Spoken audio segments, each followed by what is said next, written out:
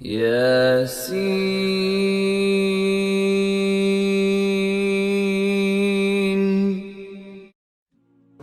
So the Quran has left no loopholes, and the Quran also has not given the chance to someone or for someone to say, continue oppressing him because he will continue forgiving, no problem. Do you know there is a story where there were three very pious people in the masjid, and there was one youngster. So the youngster was told, you know, those people are very pious. The one in the left is still young.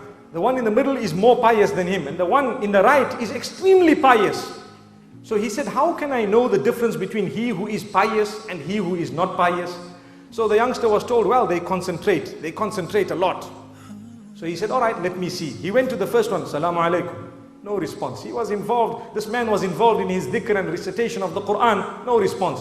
So this youngster decided to give him one clap on his face. So the poor pious person got one clap on his face, and as though nothing had happened, he continued reciting. Now the man says, yes, truly these people are pious. And the sign of it is that they don't even notice what goes on around them. Let me go and see the one who's more pious than him. So he moved slightly to the right, and he greeted again, no response. He gave this man one solid clap. The man got up and says, is your hand okay, brother? Is your hand okay, brother?